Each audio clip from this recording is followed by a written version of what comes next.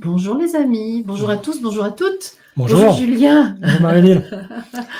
Alors nous, on va parler de physique aujourd'hui, science et conscience, physique et métaphysique, avec Julien Ramonet, un expert en sciences physiques traditionnelles, conventionnelles, mais qui va nous emmener petit à petit vers des choses plus quantiques. Comme la quantique, encore quelques émissions, patience, avant d'arriver. Ça se prépare en même temps, la physique quantique, c'est pas. Il y a tout un cheminement, tout un socle théorique. C'est ça. Mais j'ai regardé un petit peu les diapos là, que tu vas nous présenter aujourd'hui pour cette 6e émission et on va parler de choses très à la mode. On va parler du graphène notamment. Et j'ai vu que tu avais préparé tout un dossier sur le sujet. Donc ça va nous mettre en lien avec des points d'interrogation qui sont posés sur ce produit, sur cette substance. Oui, un petit peu sans réponse définitive. Tu es un scientifique. Pas de suspense là-dessus, oui, on va voir un petit peu. Donc l'émission d'aujourd'hui, c'est le carbone.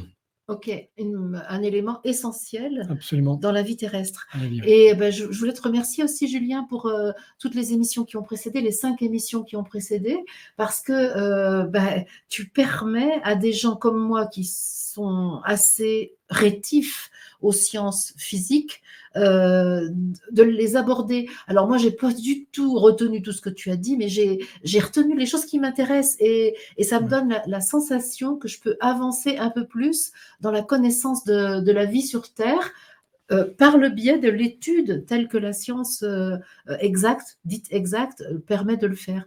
Et donc, comment tu as vécu, toi, les commentaires qui ont été faits? Moi, je suis heureux que les commentaires étaient positifs, l'accueil est globalement positif. Effectivement, les émissions font 1 heure. On était parti sur un format de 20 minutes. 1 heure, donc bravo à ceux qui tiennent jusqu'au bout. Et voilà, il y a d'autres émissions en préparation. Notamment, il y a une série de 4 qui va arriver après celle-là, qui vont être la mécanique classique, mécanique newtonienne. Ensuite, on va enchaîner sur la relativité restreinte, la relativité générale et la physique quantique. Donc, les 4 émissions à revenir, un peu le point d'orgue de cette série. Il y en aura d'autres encore après, dans le projet. Mais voilà, il y a un bloc de 4 qui va arriver, qui va nous donner vraiment les lois de la mécanique classique, relativiste et quantique, qui font partie des piliers de la science aujourd'hui, telle qu'on la connaît. Ok, ben voilà, c'est vraiment un peu reprendre aussi l'histoire de l'humanité dans sa connaissance de la matière. En fait, on repasse par ces étapes des différentes manières que l'humanité a eu d'appréhender la création dans laquelle elle est immergée et donc de se l'approprier. Donc c'est vraiment intéressant de faire ce chemin et qui nous met dans les limites de la science. Et en même temps qui va ouvrir à une autre manière d'aborder les choses. Mais je sais que tu es très prudent. Est-ce que tu peux nous parler de ta posture scientifique, justement? Parce que après l'enregistrement des 5 premières émissions, tu m'as dit « Oh là là, je t'ai peut-être laissé dire des choses que l'Académie des sciences réprouverait. » Formellement. Et ça m'a plu, bien sûr que tu me dises ça. Alors, on en avait parlé un petit peu en introduction. Moi, mon propos, moi j'ai une culture très scientifique. Et dans ma posture, je veux amener cette posture très scientifique, et je te laisse éventuellement faire les ouvertures, et je tempérerai les digressions, je tempérerai éventuellement. Mais je prends un rôle un peu, pas caricatural, mais assez incarné de physicien pur et dur, là, tout en disant le plus honnêtement possible à quels endroits la physique n'est plus compétente. Voilà, et c'est ce que j'aime en fait, c'est qu'il n'y a pas un acharnement à vouloir démontrer quelque chose qu'on n'a pas démontré, il y a une certaine humilité à dire… Je pense que c'est important, oui. Ah ben oui, exactement comme le spiritualiste qui peut dire à un moment, ben là je ne sais pas. Et le physicien de la mécanique newtonienne peut dire à un moment, ben, ça s'arrête là ma compétence, je ne sais pas aller plus loin. Tout comme la relativité générale va s'arrêter à un endroit et… la mécanique quantique. Comme je ne sais pas ce que c'est, moi, donc c'est bon. J'ai entendu parler de la théorie de la relativité, mais je suis bien incapable. Newton, je ne connais que la pomme. La relativité, je ne connais que E égale mc2. C'est peut-être même pas là. C'est une petite partie. Voilà, c'est ça, j'imagine bien. Donc, bienvenue aux personnes qui, comme moi, sont des ignorants en matière de physique, mais qui sont intéressés pour savoir ce que c'est qu'un électron, un atome et comment ça marche, tout ça. Moi, je suis passionnée par les électrons. En ce moment, c'est mon dada, les électrons. On en reparlera. Ah, j'espère. On n'a pas fini pour moi, c'est la clé d'explorer le sujet des électrons.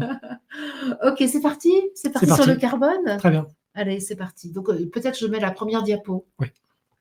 C'est celle-là. Le carbone. Mm. OK. Alors, une photo bien dans la matière, si peut-être on ne reconnaît pas très bien, c'est la calandre de la Bugatti Chiron. Ça, c'est ton truc, ça te passionne. C'est un peu, c'est un très bel objet. Après, voilà, c'est finition carbone. Le carbone aujourd'hui, c'est un élément, c'est un atome propre. L'eau, l'émission d'avant, c'était un corps. Oui. C'est H2O, c'est Parce que l'hydrogène et de l'eau. c'est composé de 2 atomes. Hydrogène et oxygène. C'est ça. Donc Tandis que 3 là, c'est atomes. pur. Et là, c'est un corps pur. C'est un élément. Le carbone est un élément comme l'hydrogène ou l'oxygène le sont, comme l'uranium. Carbone qu'on a trouvé sur le tableau des éléments de Mendeleïev. Absolument, qu'on va revoir tout à l'heure. Ah, j'adore le tableau des éléments. L'idée, c'est de faire des liens aussi, de faire des émissions un peu de digression sur des thèmes comme l'eau, le carbone, il y en aura d'autres, ou la vie d'une étoile, à partir du moment où on a vu les éléments théoriques. C'est ça. Donc c'est une alternance d'émissions un peu denses, et puis d'émissions plus ouverture, plus culture scientifique sur, par exemple, le carbone ou l'eau. D'accord. Oui, qui sont des éléments avec lesquels on vit tous les jours sans trop savoir comment ça marche. Oui. Et on va regarder un peu, comme pour l'eau, les liens avec les propriétés chimiques et biologiques de cet élément, de cet atome, et les liens avec la vie telle qu'on la connaît, la vie à base carbone, telle que voilà, elle est sur la Terre. D'accord. Donc je vous invite à revoir l'introduction et les 2 émissions sur la structure de la matière. Carrément. Allez, c'est parti. Allez, ça fait 3 heures d'introduction. On va prendre des éléments qui ont été vus dans ces émissions. Bon, je vous ferai des rappels, peut-être que ça on va émettre l'hypothèse qu'on s'en souvient un peu. Absolument. En tout cas, que c'est intégré dans la... Donc ça rappellera des souvenirs suffisants. Voilà, c'est ça. Bien, alors les formes allotropiques du carbone. Allotropie, c'est la faculté qu'a un corps d'exister sous différentes formes cristallines. Le carbone existe sous pas loin d'une dizaine de formes. Certaines formes amorphes, donc ça c'est l'espèce de toile d'araignée qu'on voit je sais pas si en haut à gauche, on peut voilà, voir, c'est ça. Je sais pas. Et puis après, il y a des formes cristallines qu'on connaît, le graphite, le diamant, qu'on connaît aussi. Donc en haut à droite, vous avez le diamant, le graphite. La lance d'Aléite, qui a un cristal, une forme un peu particulière qu'on ne côtoie que peu, et des formes dites synthétiques, avec les fullérenes. Donc en bas à droite, le C60, le footballène, qui a la même forme qu'un ballon de foot. Ah, c'est pour ça que ça s'appelle footballène? C'est le C60. C'est un fullérène C60, donc c'est une boule qui comprend 60 atomes de carbone et qui a la même forme qu'un ballon de foot. Ah, ça alors. Qui est représenté par un mélange d'hexagones et de pentagones. C'est bien parce qu'au moment où on enregistre cette émission, c'est en plein dans la Coupe du Monde de football. Nous sommes le 28 novembre. Oui, c'est ça, on est le 28 novembre, elle sera diffusée plus tard l'émission, mais on l'enregistre au moment de la Coupe du Monde. Donc on est tendance. Donc le C60 a une forme exactement de ballon de foot, d'où son surnom de footballène, c'est pas scientifique, mais donc c'est le fullérène, c'est C60 on l'appelle. Le C540 à côté, le C70, voilà, qui sont des formes du fullérène, qui ont fait l'objet du prix Nobel de chimie en 1996. D'accord. Ensuite, on a à côté, en bas à gauche, les nanotubes de carbone. D'accord, la forme tubulaire, là, tubulaire, voilà. C'est ça. Avec une structure en nid d'abeille, on verra que le carbone, avec le graphène, avec le benzène, peut avoir une structure hexagonale. Donc un hexagone très parfait. prisé par les spiritualistes, l'hexagone. Oui. On dit que c'est une forme sacrée. Oui, c'est ça. Et la dernière forme, c'est le graphène. Donc on peut voir au milieu à droite les feuillets parallèles. Ah, c'est ça. La deuxième ligne tout à droite. C'est ça, sous l'image avec le fond bleu. Voilà. D'accord, ça c'est le fameux graphène. Graphène qui est une feuille de carbone, qui est une feuille monoatomique de carbone. Il y a un seul atome, celui du carbone. Il y a une seule couche. C'est ça. C'est un corps pur, c'est une forme de carbone, c'est une couche d'atomes de carbone. D'accord. On va en reparler. Ça, c'est juste pour donner en introduction les différentes formes allotropiques que peut prendre le carbone. Donc ça, c'est synthétique, donc ça n'existe pas dans la nature, c'est quelque chose qui a été fabriqué.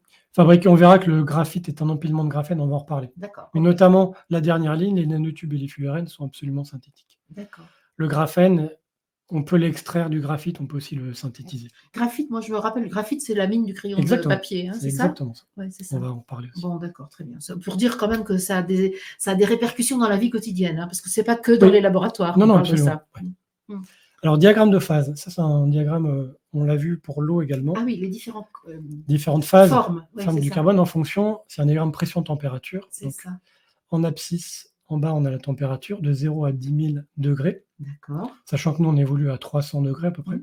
Abscisse, donc c'est l'horizontale, et L'horizontale. l'ordonnée, Et c'est l'ordonnée, c'est la pression. verticale. En gigapascal, sachant que nous, on a une pression de 100 hectopascales. Dans notre milieu de vie ordinaire, c'est ça? 1000 hectopascales. Oui, Oui, oui. on a 10 puissance 5 pascal, c'est à peu près la D'accord, c'est pression dans notre atmosphérique. environnement de la Oui. pression atmosphérique, d'accord.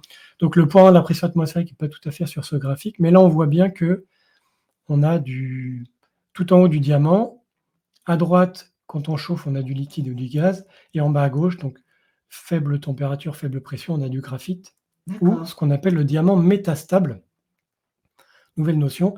C'est-à-dire que à température ambiante, aux conditions, ce qu'on appelle les CNTP, conditions normales de température et de pression. Ah, c'est ce que ça veut dire CNTP? Oui. Ah, c'est pas un nom d'un théâtre ou de. Non. Non. Ça pourrait, mais en physique, en tout cas, ça veut dire ça. C'est le diamant ne devrait pas exister, il ne devrait pas être stable. D'accord, il devrait être instable, donc. Il est instable, mais il est métastable. C'est-à-dire que la transformation du carbone diamant en graphite est tellement lente que ça ne se produit pas. D'accord. Donc le diamant est de fait stable, alors que thermodynamiquement, chimiquement, il ne devrait pas être stable. Alors, donc quand on trouve des diamants dans la nature, c'est quoi? C'est quel phénomène? C'est juste, le diamant existe, mais il devrait normalement se transformer en graphite. Sauf que c'est infiniment lent, donc on ne le voit pas. Tu t'imagines, je m'achète une rivière de diamants et je me retrouve avec des crayons de papier. Bah, c'est ça, c'est marqué. Un diamant n'est pas tout à fait éternel, contrairement au film. D'accord. Mais la vitesse de réaction est tellement faible que Dans une les vie humaine, diamants. on le Ah non, conserve, le c'est diamant. sur des milliards d'années. C'est ça. Donc on voit bien que non, le C'est diamant existe. Chimiquement, il est instable, mais comme la réaction est lente, on dit qu'il est métastable. D'accord. Donc vous pouvez tout à fait acheter un diamant, il ne va pas se Il ne va pas décomposer. se mettre en crayon de papier tout de suite. Non. Bon, ça va. En parlant de diamant, justement, en bas à gauche, il y a la photo du plus gros diamant du monde, le Golden Jubilee, qui fait 550 carats, soit 110 grammes. Ah oui, c'est pas énorme, 110 grammes. Mais pour un diamant, c'est énorme. Je n'ose même pas imaginer le prix, c'est des dizaines ou centaines de millions d'euros. Et comment on explique justement que le diamant soit un minéral si cher? Parce qu'il est très dur, il est quand même assez rare. Oui.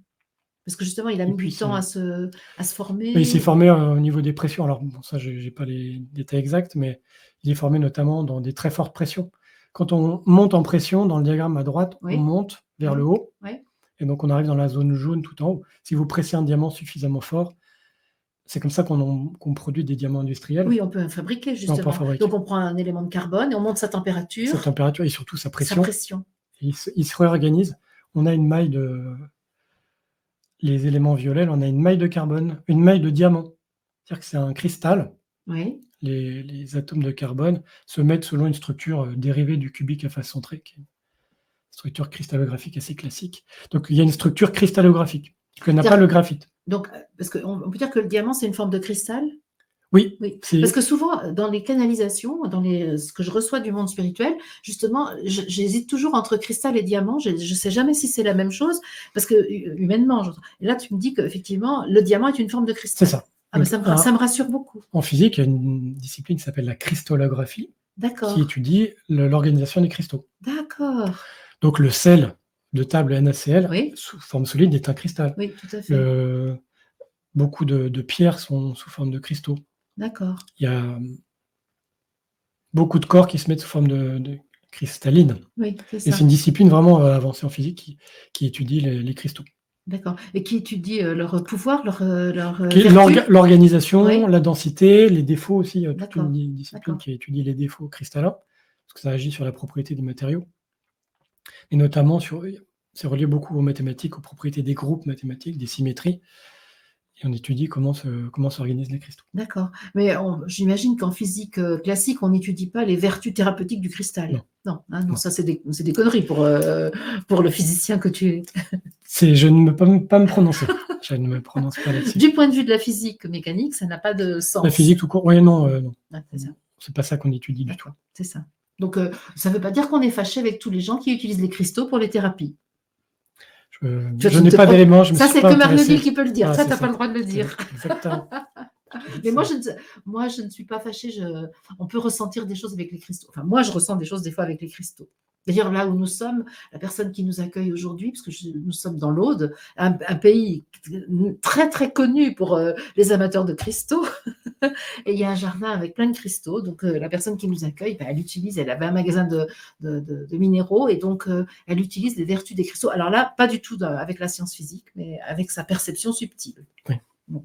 Qu'on peut contester quand on est physicien. Oui, que je n'ai pas étudié du tout. Et donc, cette maille, ce qu'on appelle une maille, mesure 0,36 nanomètres, donc 3,6 angstrom. Donc ça fait 0,36 milliardième de mètre. Voilà. Pour ceux qui auraient tout oublié, je vous propose d'aller revoir la première émission sur les mesures que tu nous as parfaitement expliquées. Et donc, il suffit d'aller regarder un peu les quelques minutes de l'émission qui sont consacrées aux unités et aux mesures. Voilà. Donc, c'est une maille extrêmement petite. Petite, voilà. Okay. Voilà les phases différentes du carbone. Donc, alors évidemment, tu vas me répondre à ta manière, mais quand il est question de transformer le charbon en diamant, le graphite en diamant, oui. Ouais, et ben, c'est pas une imbécilité totale. Non, c'est un processus industriel. Parce que je suis une usine, figure-toi, je suis une usine merveilleuse. Moi, je parle de la transformation physique, notamment pour creuser les tunnels. On a des foreuses au diamant. Ah ben oui, c'est un matériau très dur. Parce que c'est très dur. Donc voilà. ça peut ouais, entamer la roche. Oui, les vitriers utilisent aussi, le diamant pour couper le verre, par exemple. Hein. Donc là, on n'a pas besoin de diamant très pur. Si vous voulez un diamant sur une bague, il faut un diamant très pur. Il y a des catégories de pureté, de couleur. Mais si ce sont des diamants industriels, on peut accepter quelques défauts qui ne seraient pas OK pour un bijoutier. Donc en fait, pour nous spiritualistes, on va dire, on dit que la conscience aurait cette propriété d'élever peut-être la pression et la température du carbone dans notre corps pour aller vers quelque chose qui amène du diamant. Mais pour ça te fait rigoler, parce que les mesures sont tellement énormes que On est sur des pressions de milliers de bars. Ouais, c'est ça. C'est ça. Et pas de piliers de bars. Non, c'était trop facile. Allez, c'était trop facile, je reconnais. Je suis nulle en humour. Alors, comment est constitué l'atome de carbone? Donc là, on reprend la partie haute du tableau périodique des éléments de Mendeleïev, qu'on a vu à la deuxième émission. Oui. Première ligne, hydrogène, hélium. Deuxième ligne, donc ça, c'est la première couche électronique autour du noyau. Oui. Et après, deuxième ligne, on remplit une deuxième couche électronique. Donc, c'est-à-dire que le carbone a une première couche qu'on appelle S, qui contient 2 électrons, et une deuxième couche qu'on appelle P, qui contient 1, 2, 3, 4. On est à la 4e position de la deuxième ligne, donc 4 électrons sur la deuxième couche. D'accord, c'est ça. Et je vous rappelle qu'il y a 4 places. Il y a 4 places pour 2 électrons. Il y a 4 sièges. 4 emplacements.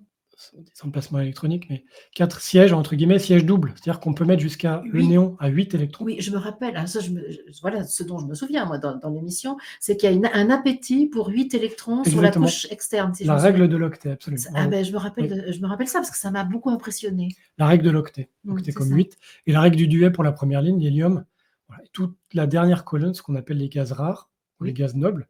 Hélium, néon, argon, krypton, radon, sont des gaz très peu réactifs, parce qu'ils ont leur quota en électrons.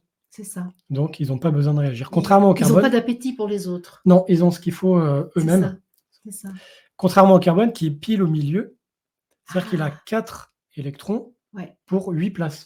Et oui, donc il va appeler les copains. Voilà, donc on dit qu'il est tétravalent, tétra 4. Il peut créer 4 liaisons covalentes. Et oui, d'accord. C'est ce qui est écrit à droite. D'accord. Et c'est une théorie de Friedrich August Kekulé, bien connu, dont on va reparler tout à l'heure, d'accord. En 1858. Donc là, on est bien avant Mendeleïev. Ah ouais, il avait découvert ça. Pas bien avant, on est avant Mendeleïev. D'accord, d'accord.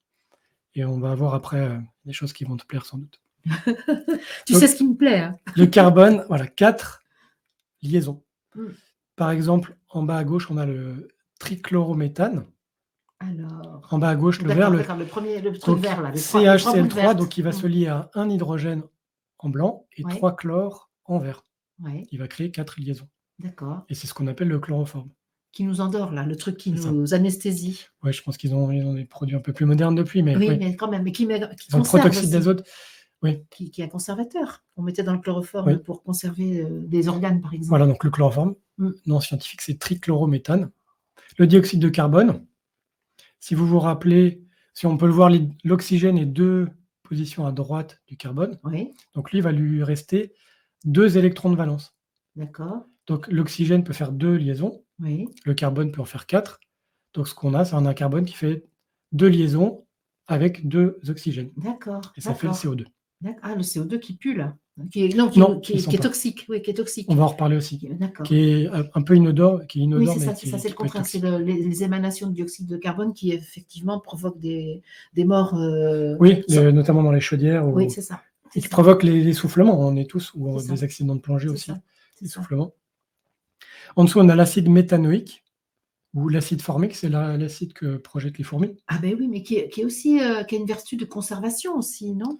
Acide, ça dissout. Ah d'accord, d'accord. Donc le carbone en noir a une double liaison avec un oxygène, une Oui, liaison en bas à droite, oui, en bas à gauche, une liaison avec un hydrogène, oui. et au-dessus, une liaison avec un oxygène, liaison simple. Et donc l'oxygène crée une autre liaison, lui, de son côté, avec Mmh. C'est vraiment l'hydrogène. fascinant de voir comment les éléments se combinent entre eux avec des liaisons spécifiques. Parce qu'on pourrait se dire: «Tiens, ça s'assemble», mais pas du tout, c'est comme les humains, en fait, hein. Il y a des règles à respecter. Ah ouais, c'est dingue, hein. C'est fou quand même de voir comment la matière, se comporte presque à l'identique des humains. Pour se relier, pour s'agencer, pour travailler Selon les ensemble, natures, il faut des liaisons particulières. oui. Mmh. Liaison covalente. Ouais. Donc voilà, un azote qui est juste à droite du carbone va créer 3 liaisons, un oxygène 2, un fluor 1, un Mmh. néon 0. Et ensuite, à droite, on a une triple liaison, ce qu'on appelle l'éthine. Donc 2 carbones sont liés par une triple liaison. Oui, Et comme chacun veut en faire 4, ils en font une chacun de leur côté avec un hydrogène. c'est fou On a ça. donc C2H2, l'éthine, nom plus commun l'acétylène, D'accord. qu'on utilise notamment dans les chalumeaux, Ouais, c'est ça, le gaz qui qui brûle. brûle à Ouais, très haute température. c'est ça, et qui permet de faire de la soudure. Exactement. Donc c'est formidable, hein. Donc voilà, on Mmh. avait vu dans une émission précédente aussi, je l'avais montré. J'avais montré l'éthène, qu'on appelle Ouais. éthylène, Mmh. et puis là, l'éthine. Bah, voilà, ça nous montre comment le carbone a de l'appétit avec les autres éléments et se combine de façon heureuse pour former les produits dont on a besoin. C'est ça, et notre corps aussi, toutes les cellules, l'ADN, on va voir. Donc retenez que le carbone fait 4 liaisons. Je C'est pense ça. que j'ai déjà dit, la petite blague, c'est qu'il suffit de savoir compter jusqu'à 4 pour faire de la chimie organique. Chimie organique, c'est la chimie du carbone. Ah d'accord, c'est ça la chimie Chimie organique? organique, c'est la chimie du carbone. D'accord. Tu On dit qu'il y a 4 grands éléments qui composent la création, le carbone, l'oxygène, Hydrogène, l'hydrogène? et il y a le phosphore aussi qui fait partie de D'accord. l'ADN, on va le voir tout à l'heure. D'accord. OK. Donc hydrogène, carbone, 4 liaisons. D'accord. Ah, c'est bien. De par sa position, du fait qu'il ait 6 protons, donc 6 électrons et 4 sur la couche externe. C'est ça. Et ces D'accord. 4 électrons ont besoin d'être soit appareillés avec d'autres électrons, soit Donc c'est pour ça qu'il a un appétit à se Voilà. lier à autre chose. à travers des liaisons covalentes, C'est à ça. les partager avec d'autres. Le CO2, justement, donc c'est un gaz incolore inodore qui a une saveur un peu piquante quand même. Il y a le monoxyde de carbone aussi qui, notamment, sont produits. Alors le CO2 est produit dans les combustions. On parle beaucoup de CO2 par rapport à la pollution, on est d'accord. Les fameuses émissions, L'effet de serre, c'est oui, ça. oui. C'est ça qui est mesuré sans arrêt pour nous culpabiliser qu'on fait trop de bêtises. Là, on a la courbe d'évolution du taux de CO2 dans l'atmosphère. D'accord. On a aussi le CO, le monoxyde de carbone, qui est lié, là, qui est produit par des combustions incomplètes. Oui. Parce que quand on brûle les hydrocarbures du bois, on va en reparler aussi, on brûle les éléments qui contiennent du carbone, on ajoute de l'oxygène, de l'air, et le carbone de la molécule qu'on brûle plus l'oxygène de l'air fait du CO2. Donc toutes les combustions de produits carbonés créent du CO2. Le taux actuel dans l'air, c'est 420 ppm, donc par million, qui veut dire 0,04%. D'accord. Quand il y a une trentaine d'années, 40 ans, c'était plutôt aux alentours de 0,3. D'accord, donc il y a quand même une augmentation. Il y a une augmentation réelle. certaine, oui, Réelle. absolument. Produite par toutes les combustions qu'on peut organiser.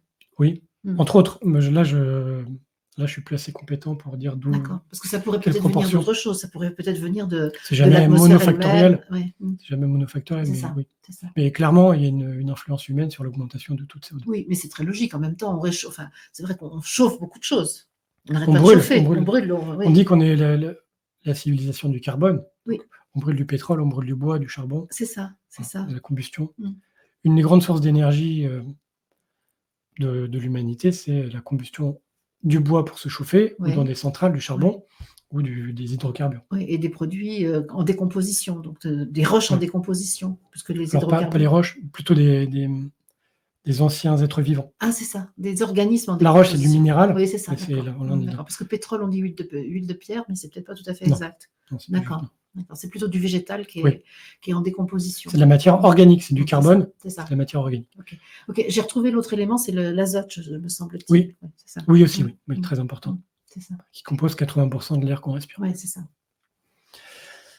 La valeur d'exposition, donc c'est un gaz qui peut être toxique. Si on est exposé à 3% de CO2, pendant au bout de quelques minutes, donc typiquement 15 minutes, on a des symptômes de ce qu'on appelle l'hypercapnie. L'hypercapnie, c'est un taux élevé de CO2 dans le sang. Ouais. Hyperventilation, essoufflement, Ouais. maux de tête, on peut être désorienté, on peut à la fin perdre connaissance. Et il y a malheureusement régulièrement des morts en hiver à cause du CO2 et du CO. D'accord. C'est un gaz qu'on ne sent pas, donc on s'endort. C'est ça. On n'est pas réveillé par une odeur particulièrement désagréable ou alertante, et on s'endort pour ne jamais se réveiller. Ouais, c'est ça.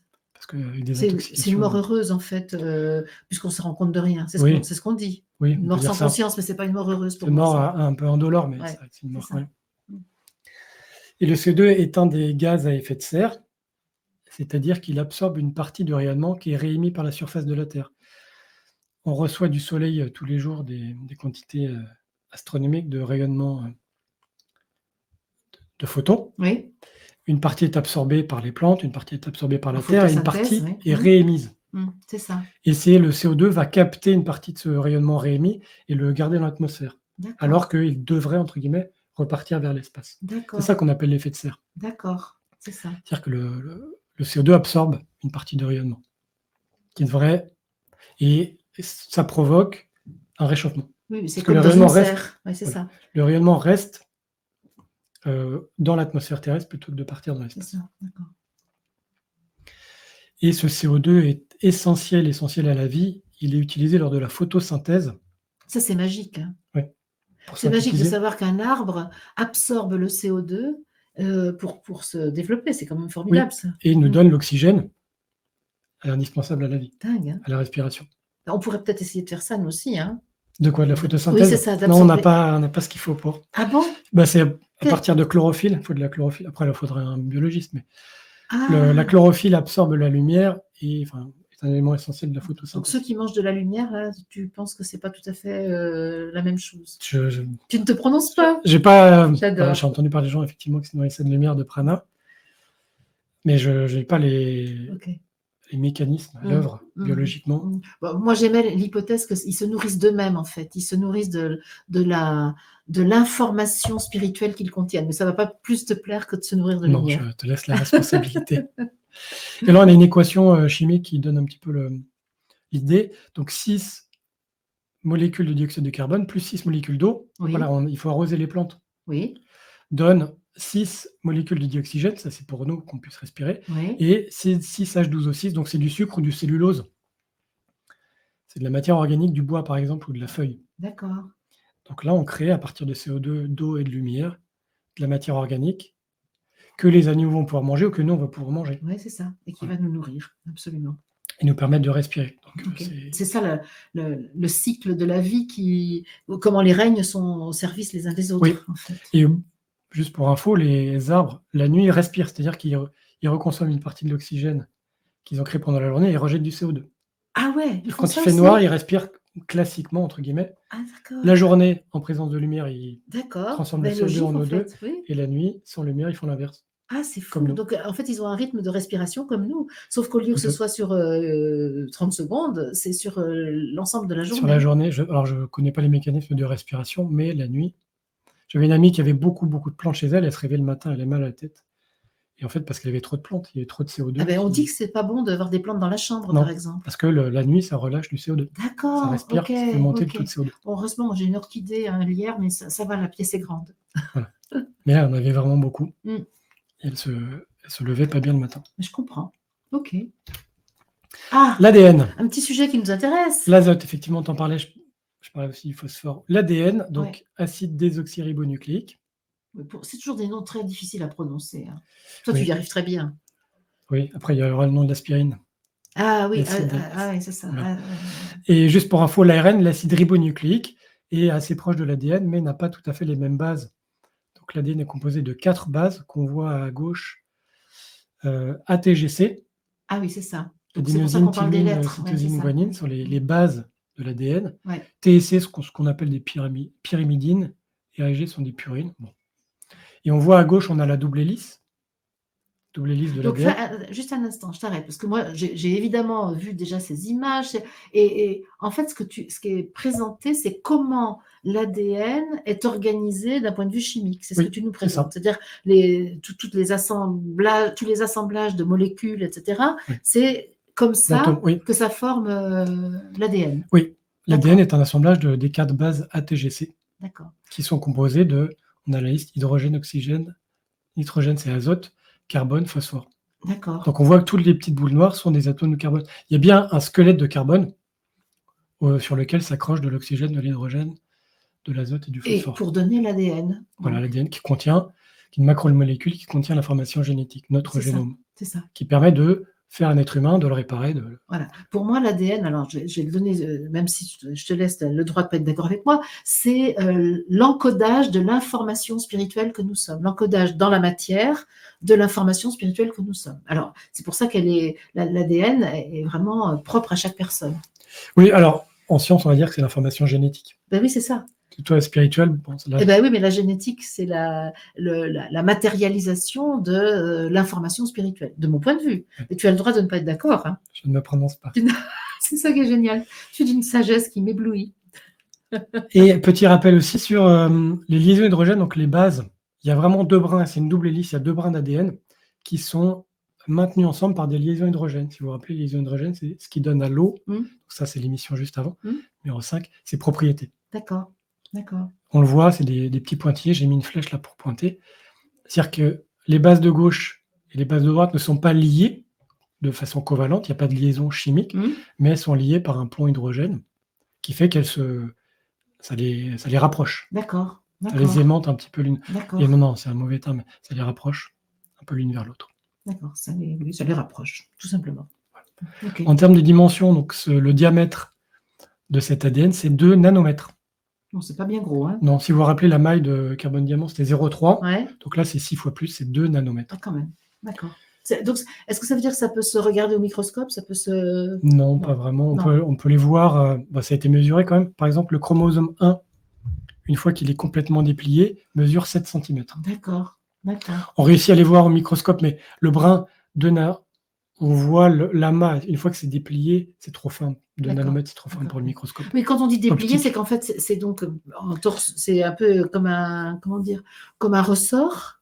Oui, ça se replie sur soi-même pour faire une forme de chromosome en X, tel qu'on les connaît. Oui. Puis après, ça se déplie.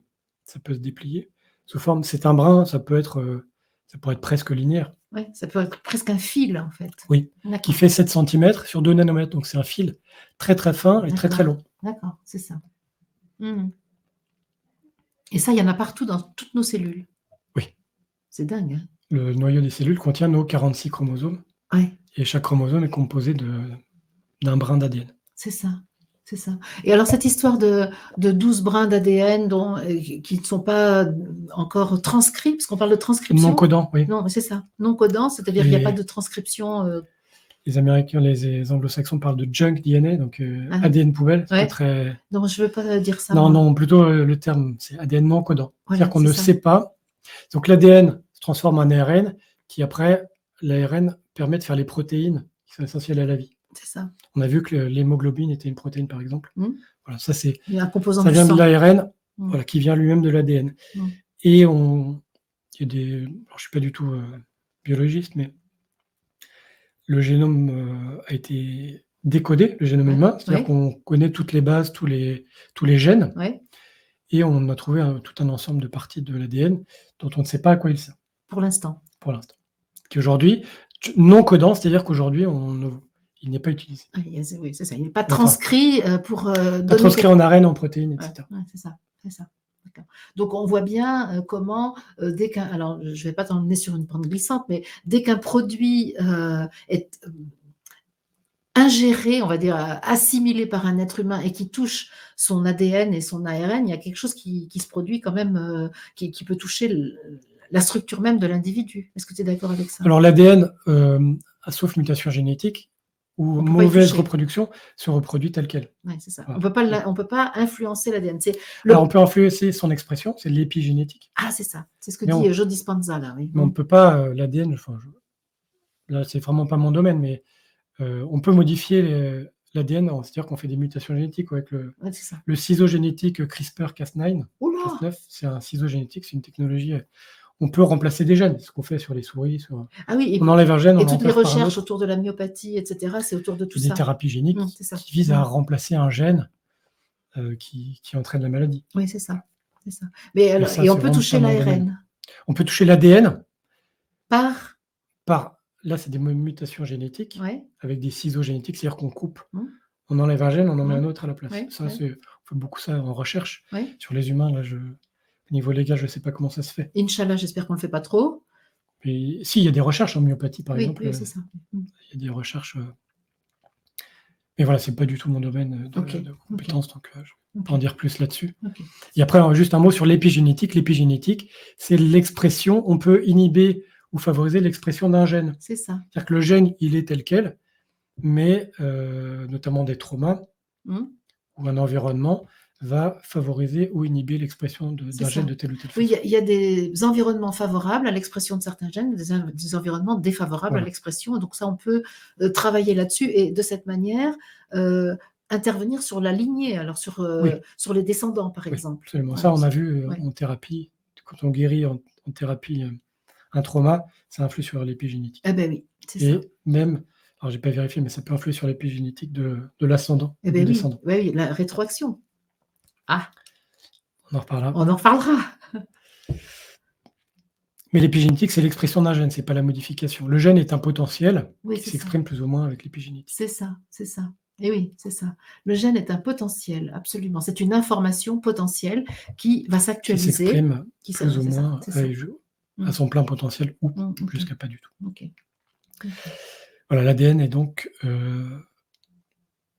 basé sur le carbone. Il y a un squelette en carbone sur lequel viennent s'accrocher tous les éléments qu'on vient de voir. Donc, carbone, quand même, élément fondamental de base pour toute l'expression de la vie.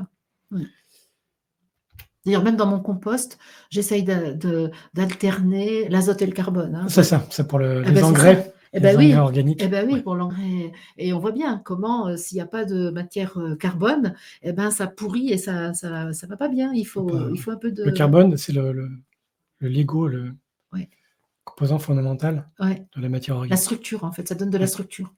Autre exemple de matière organique, les hydrocarbures. Donc, c'est tous les carburants qu'on utilise, ça? Oui, par exemple, oui. Les gaz. Donc, ce sont des composés organiques qui ne contiennent que du carbone et de l'hydrogène. D'accord. Donc, quelques noms connus, CH4, le méthane, C3, H8, le propane. Méthane, c'est ce gaz qui se dégage justement des matières organiques, de la bouse de vache, par exemple. Par exemple, de l'oxydation, enfin de la dégradation de matières organiques. Propane, butane, C3, C4. Ça, on a ça pour notre cuisinière. C7, donc c'est l'heptane. Ça, je ne sais pas à quoi ça sert. Alors, ça, il y en a dans l'eau écarlate, par exemple. Ah, d'accord, pour faire du détachant. Oui. Il y a beaucoup d'hydrocarbures. Enfin, la liste des ingrédients est longue, mais C8H18, c'est l'octane. C8 comme oct, donc c'est 8. Donc ça, on va dans l'essence. Alors, pas tout à fait, justement, je vais en reparler après. D'accord. C2H4, c'est l'éthène, qu'on appelle aussi éthylène. Oui, tu en as parlé déjà. Alors, c'est la molécule à droite. Donc, il y a 2 carbones qui ont une double liaison, et chacun fait 2 liaisons avec 2 hydrogènes, et l'éthine. Voilà. Ce qu'on appelle donc les alcanes, méthane, propane, les alcènes, avec des liaisons doubles. D'accord. Et les alcynes avec des liaisons triples.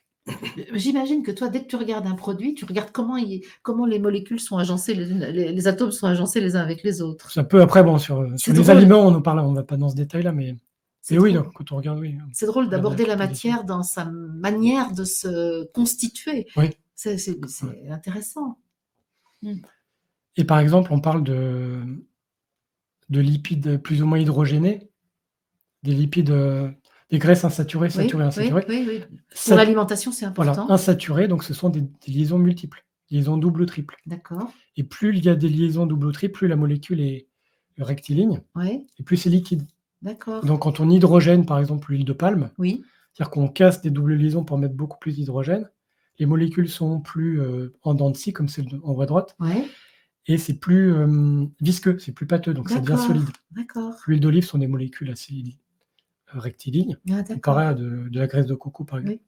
Qui Graisse de coco, c'est fige. peut-être pas le Ouais. bon exemple, mais l'huile de palme hydrogénée qui fige. Voilà. D'accord. Parce que les molécules étant des formes en S, elles ont du mal à glisser les unes sur les autres. Ce D'accord. qui crée Ça fait de la résistance. Voilà. D'accord. Donc comment la structure de la molécule va influer sur la propriété du corps lui-même. Eh ben oui, ça se comprend finalement. C'est ce qui fait que les différents états de la matière sont ce qu'ils sont.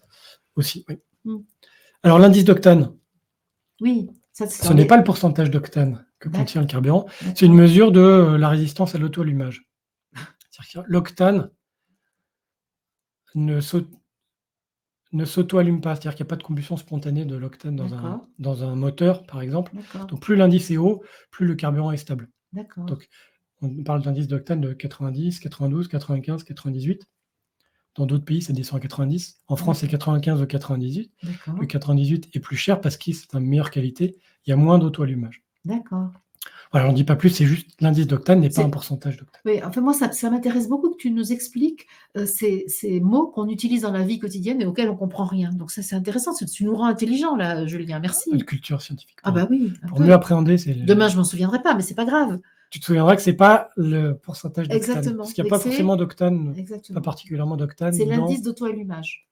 Oui, c'est sa résistance à l'auto-allumage. D'accord. Il se comporte comme un mélange, un carburant à 98 d'octane, indice 98, se comporte comme un mélange qui comporterait 98% d'octane. Ouais. Parce que moi, j'ai longtemps cru que c'était l'année d'invention de l'essence. Oui, non, ça date il y a plus longtemps. Je me suis dit, 98, c'était trouvé plus récemment que celui de 95. Donc, tu vois mon niveau de culture. Oui. Donc, il y aurait le 2002, le 2021. il y aurait c'est comme la norme ISO, tu sais. Donc, tu vois mon niveau de culture en physique. Jusqu'ici, là, on progresse tous ensemble. Je progresse. Le diesel, là, par contre, le diesel qu'on met dans la voiture, c'est 75% d'hydrocarbures saturés. Donc, c'est ce qu'on voit en haut à droite, les méthane, propane, butane. Je n'ai pas la composition exacte, mais plutôt des chaînes un peu plus longues, ce n'est pas du méthane. Hein. Parce que le méthane, comme c'est plus court, propane, butane, c'est gazeux. D'accord. Le diesel, il est liquide à température ambiante, donc c'est une molécule plus grosse. Et 25% d'hydrocarbures dits aromatiques. On va voir après ce que c'est. D'accord. L'essence, pareil, il y a des alcanes. Cycloalcanes, c'est-à-dire des molécules carbone en cycle, fermées sur elles-mêmes. Des alcènes, c'est ce qu'on a vu comme l'éthylène. Des hydrocarbures aromatiques également. En termes d'énergie, 1 litre de diesel, de kérosène ou d'essence, kérosène c'est le carburant des avions, contient 40 mégajoules par kilo, 40 millions de joules par kilo. D'accord. Donc vous mettez 1 litre, vous avez à peu près 40 mégajoules. Ouais. Quand le bois n'en contient que 15. C'est de la mesure de l'énergie, ça. Hein, l'énergie qu'on peut tirer en brûlant. Donc on a à peu près 3 fois plus d'énergie dans 1 kilo de diesel que dans 1 kilo de bois. D'accord. Et le diesel contient un tout petit peu plus. Le diesel doit être à 43 par exemple, contre l'essence 40. Le diesel a un tout petit peu plus d'énergie par litre. C'est pour ça qu'on consomme un peu moins de diesel. D'accord. La consommation des moteurs diesel est un peu moindre. D'accord. Oui, en partie parce que le diesel contient plus d'énergie. D'accord. D'accord. OK. Et puis aussi parce que le moteur est plus optimisé. Ça, on en parlera peut-être un jour aussi de thermodynamique. Ah ben ça, si tu veux, je ne sais même pas ce que c'est. Il faudrait que tu me mettes en appétit. L'énergie libre. Ah oui. Ah ben alors là, si tu veux qu'on parle de ça, toi, tu auras du succès. Oui, mais je ne sais pas. Ça sera l'énergie libre de la thermodynamique. D'accord. Donc c'est Tesla, hein, tout ce que les travaux. Non, justement, c'est bien avant. Bien avant Tesla. Voilà. Intéressant. C'est l'énergie libre de la thermodynamique, pas celle de Tesla. D'accord, intéressant. Tu nous mets en appétit là. Tu es très bon encore en teasing. Ouais, teasing, en exactement. Marketing. Super, Julien. On ne croirait pas comme ça en te voyant, mais tu es très bon. Le benzène. Voilà, encore très très important. Benzène, moi je me rappelle. Alors, c'est différent. Ah, d'accord. Benzène, c'est B-U-N-S-E-N. C'est le nom de l'allemand qui a inventé ça. Ah, le bec benzène qu'on avait dans les laboratoires, sur la paillasse, au lycée. Ouais. Ah, c'est pas la même chose. C'est le nom d'un chimiste. Ah, c'est de la triche. Et là, c'est le benzène, c'est le corps qui s'appelle le benzène. Ah, ben c'est de la triche. Je croyais connaître quelque chose, j'y connais rien. Alors, le benzène, c'est une molécule cyclique qui a une formule brute C6H6. D'accord. Donc, on peut le voir dans le cercle. On voit que chaque carbone Oui. est lié à 2 autres carbones Ouais. par une simple liaison et une double liaison. Oui. Ça fait 3, et par un hydrogène pour faire 4 liaisons. Donc, vous D'accord. pouvez vérifier, chaque carbone a bien 4 liaisons. Eh ben oui. Oui, d'accord. Voilà. Ben oui, oui, oui, oui, oui, oui, oui, d'accord. De chaque côté. Ah ouais. Ah ouais. Ok, je vois. Le carbone avec j'aime beaucoup l'ouroboros, là, Alors, l'ouroboros, figure bien connue chez les physiciens. chez les figures mythologiques, donc Kekulé, le même tout à l'heure qui parlait de la tétravalence du carbone, aurait reçu en rêve l'information, aurait rêvé en tout cas d'une forme cyclique de cette molécule de benzène, c'est-à-dire fermée Incroyable. sur elle-même, et il aurait rêvé du serpent, enfin je ne sais plus exactement, mais il aurait rêvé du serpent, il aurait fait le lien avec la structure du benzène qu'il étudiait à ce moment-là. Comme quoi, hein, c'est vraiment extraordinaire de voir comment les scientifiques sont inspirés, L'intuition, bah oui, par l'intuition et parce que là, le lien avec la figure mythologique du serpent qui se mord la queue de Ouroboros, c'est quand même, bah, ça ne s'invente pas quand même ça. Il faut le recevoir, hein. OK. recevoir, rêver, voilà. Après, je laisse les interprétations. Est-ce que c'est Bien sûr, une bien sûr, information? D'où bien venait sûr, cette information? bien sûr, Julien. Est-ce que c'est une intuition? Est-ce que c'est une Ouais. information envoyée d'ailleurs? Formule C6H6. Alors, à droite, on a 2 formes du benzène. On dessine plus les carbones ni les hydrogènes. Donc, D'accord. chaque angle représente un carbone et on représente les doubles et les simples liaisons. Ah d'accord, c'est ça. Alors, il y a un principe en physique, c'est un principe de symétrie. C'est que je regarde la réalité directement ou que je la regarde dans un miroir, c'est-à-dire Oui, qu'il va inverser la gauche et la oui, droite, oui. ça ne doit pas changer la réalité que je regarde. D'accord. Tout doit être La parfaitement nature, symétrique? voilà. Donc, c'est ce que je fais. Il y a le petit trait pointillé, c'est une symétrie axiale des 2 molécules. Donc là, tu parles des 2 hexagones là que Les 2 hexagones à avec droite au le milieu. signe égal entre Voilà, les 2 c'est ça. et donc ce trait en pointillé qui, Qui nous donne représenterait la un miroir, symétrie. une Voilà. symétrie D'accord, axiale. d'accord. Donc, ça montre que les doubles liaisons sont pas au même endroit. Eh ben oui. Mais ces 2 molécules, il n'y a pas de raison qu'il y en ait une qui soit plus proche de la réalité que l'autre. Mmh. Donc en fait, c'est ce qu'on a tout en bas. Ces doubles liaisons peuvent bouger. C'est-à-dire que les 2 molécules, on pourrait dire, coexistent. Ce que tu as tout en bas là, donc à Avec les gauche, flèches avec les rouges, flè ça se d'accord, transforme de l'une en l'autre. d'accord. Mais en fait, ça veut dire qu'il n'y a pas vraiment une simple et une double liaison. C'est-à-dire que la double liaison, elle bouge. On dit qu'elle est délocalisée. Et ça a de l'importance ça? Absolument. Pourquoi? Ça donne ça a On quoi va comme voir, c'est une conséquence? propriété, c'est que les électrons sont délocalisés. D'accord. Ah ça Et c'est ça va préfigurer la structure du graphène. d'accord, d'accord. Donc, dans le benzène, on n'a pas vraiment une simple et une double liaison. On a une liaison simple, Oui, et après on a 6 électrons qu'on appelle délocalisés, qui sont partagés entre les 6 carbones. d'accord. C'est ce qu'on appelle une hybridation sp2. Si vous vous rappelez les couches sp, OK, bon. je Là donne le nom. c'est un peu fort pour moi, mais bon, je te suis. Et Je c'est te ce qu'on suis. appelle la mésomérie. C'est cette symétrie qui consiste à déplacer les doubles liaisons et les simples liaisons. D'accord, d'accord. Et donc, on a un modèle plus proche de la réalité, tout en bas à droite, qui est la Avec le 8 structure, là? Ouais, oui, ouais. qui est la structure en noir, qui est structure électronique, avec au-dessus 2 auréoles d'électrons. OK. Les électrons, en fait, sont délocalisés et vont se partager entre les 6 carbones. Donc, un carbone a une liaison simple avec son voisin de gauche, une liaison simple avec son voisin de droite, une liaison simple avec un hydrogène, et puis il y a une demi-liaison double qui est en fait voilà, un électron partagé. Mmh. Donc, il y a 6 électrons qui se baladent dans les disques, dans les auréoles orange. OK. Je t'entends, je te comprends, mais je suis pas sûre de savoir à quoi ça sert, mais je sais que en allant plus loin, On va y on va venir, oui. comprendre. Voilà, c'est ça. C'est important de L'électron est délocalisé. On ne peut pas dire que l'électron est associé à tel ou tel carbone. C'est-à-dire qu'il va pouvoir. Est-ce qu'on pourrait dire que c'est un électron libre? Alors, il n'est pas libre parce qu'il est Il est attaché dans la molécule. ouais, c'est ça, il est attaché à une molécule, On va voir avec le un graphène, il noyau. sera un Mmh. tout petit peu plus libre. Un électron libre, c'est un électron qui serait Totalement extrait, détaché. totalement détaché d'un atome ou d'une Bon, molécule. d'accord. Ça, je me sens ça, moi, je me sens électron libre. Oui. Mais c'est pas vrai, en fait. Je suis quand même attachée à un noyau. On est toujours en lien avec quelque chose. Voilà, c'est ça. Voilà, la molécule de benzène, qui est une molécule extrêmement importante parce qu'on dans la vie de tous les jours, on côtoie énormément de corps qui contiennent du benzène. Ah oui, c'est si important que ça parce Ah que oui. Ah bon, d'accord. En haut à droite, on a la molécule de benzène telle qu'elle est Elle est jolie. physiquement, parce qu'en pratique, ce ne sont pas des traits, ce sont des boules. Oui. Donc les atomes de carbone sont Ouais. compacts les uns autour des autres et on a les hydrogènes qui sortent. D'accord. Ah ouais, donc le carbone au centre et On a l'hydrogène le 6 autour. carbone Ouais, ah et ouais. après c'est une molécule qui est plane. Donc Physiquement, donc, oui, si physiquement on plane. l'observe, elle est Ouais, plane. comme le graphène. Dingue. C'est comme une feuille. Oui. D'accord, d'accord. Alors, c'est tout petit, hein, mais donc c'est Heureusement une que tu me l'as molécule mis plane. en plus grand là pour qu'on puisse la voir. Ouais. Ok.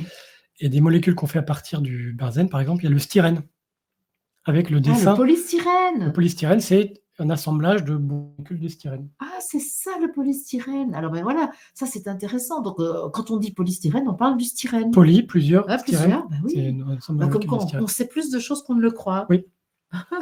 C'est drôle. Et là, on voit par exemple le benzène est représenté avec sa structure 6 carbone hexagonale et à Ouais. l'intérieur un rond, D'accord, qui veut dire que là sont les électrons, c'est un ensemble de liaisons un peu hybrides entre simple et double. d'accord, Alors que les autres sont représentés avec une simple et une double liaison. On a les deux d'accord, représentations. d'accord, on les voit là. Le TNT, Donc ça c'est l'explosif. trinitrotoluène, Ouais, c'est l'explosif. absolument. Ouais, le salaire de la peur, hein, Ouais. on se souvient de ce Georges film. Arnaud, Ah peut-être, je sais pas. c'est mais l'écrivain. Le film, film oui. magnifique avec Yves Montand, je crois bien. Hein. Je crois, Ouais, il y je a crois que très c'est longtemps. enfin, je ne sais pas, mais en tout cas le TNT c'est ça. Hein. Donc c'est une molécule qui est assez instable. Donc si on a un choc, Ah oui.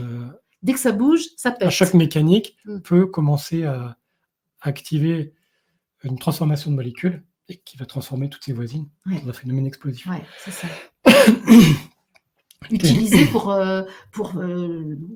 extraire les minéraux, par exemple, utilisé pour Maintenant, il y a d'autres explosifs. pour des carrières, oui, c'est ça. Mais au départ, c'est ça, en fait. Oui. Le phénol, qui est Ça, c'est un truc qu'on met sur les fruits, ça, non? C'est pas... ça sert à faire, par exemple, la molécule à droite de bisphénol. Ah, c'est pour les Bisphénol sachets. A. C'est un adjuvant en plastique. Oui, c'est ça. Qui est classé depuis 2017. On a tous eu des biberons au bisphénol, sans doute. Mais depuis 2017, c'est une substance dite extrêmement préoccupante. Donc, qui a été retirée. On a retiré. Maintenant, c'est marqué sans bisphénol A. Oui, c'est ça. Donc, c'est utilisé dans les plastiques, dans les contenants, en fait. Hein. Oui, c'est un additif dans les plastiques. Mais ça, il faudrait voir un chimiste pour voir exactement ce que ça fait. En dessous à droite, on a la dioxine de Céveso, donc molécule très, très, très dommageable pour la santé. Donc, Céveso, on se rappelle, c'est un accident d'une entreprise chimique qui avait pollué. En Italie, voilà. Fin 90, ouais. Je sais pas, oui. Et maintenant, il y a classé Céveso, ça veut dire c'est très grave. C'est très potentiellement dangereux. Voilà, il y a potentiellement une fuite de substances très dangereuses comme cette dioxine de Céveso. C'est ça. Voilà, donc on voit que le benzène peut, en général, il y a beaucoup de substances qui peuvent être cancérigènes avec le benzène, mais il y a aussi, regardez en bas à gauche, le paracétamol. Ah, on aime ça, le paracétamol. L'aspirine, l'acide, je te laisse le prononcer. Acétylsalicylique. C'est le saule. Je sais parce que moi j'ai du saule chez moi et ça m'est arrivé de faire des choses avec les branches de saule, notamment de l'hormonage, de l'hormone de bouturage, avec la branche de saule, qui est donc qui a une vertu. Voilà, donc l'aspirine, acide acétylsalicylique, qu'on prend pour ce qui est un antidouleur, le paracétamol. Donc, deux choses qui effectivement sont des antidouleurs, là, le paracétamol, donc avec du benzène, hein, c'est ce que tu... Oui, c'est une molécule à base de benzène. Ok, et de même que l'aspirine aussi. Voilà. Et c'est ça qui est intéressant, c'est de voir comment ça peut se composer chimiquement, mais ça se trouve dans la nature. Quand je te parle du saule, c'est pour ça que salicylique, là, je pense que ça a à voir avec le saule. Peut-être, alors ça, je ne sais pas du tout. Ok, super. Le graphite. Mon crayon de papier. Voilà. Le graphite, je vous rappelle, c'est une structure, une forme allotropique du carbone. Graphite, ça vient du terme graphéine, en 1789, qui veut dire écrire. Effectivement, ça vient d'une mine de crayon. D'accord, c'est ça. Graphite. Bah oui, on trouve dans le graphe, orthographe, calligraphe, le suffixe graphe qui veut dire écrire. Le graphite, c'est un empilement de feuillets de graphène. C'est ce qu'on voit en haut à droite. On a 2 feuillets de graphène. Oui. Après, on a une vision du dessus qui se décale un petit peu. On voit que c'est des feuillets hexagonaux. Donc, on retrouve la forme hexagonale plane du benzène, parce que la structure électronique, en fait, est la même. Oui.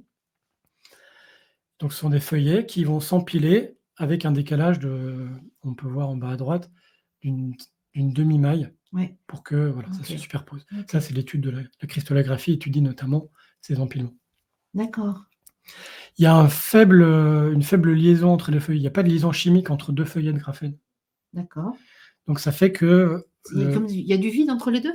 c'est pas qu'il y a du vide, c'est que c'est pas lié chimiquement. D'accord. C'est pas comme le diamant. Ouais. Le diamant, il y a des liaisons chimiques entre D'accord. tous Oui, les c'est atomes ça. de carbone. Ouais. Là, on a une liaison entre les atomes de carbone d'un feuillet de graphène. Hmm. On a une liaison pareille en dessous, Hmm. mais entre deux feuillets, il n'y a pas de liaison. C'est comme si c'était posé dessus simplement. Voilà. Alors, il y a des interactions électroniques qui D'accord. font que ça colle, Ouais.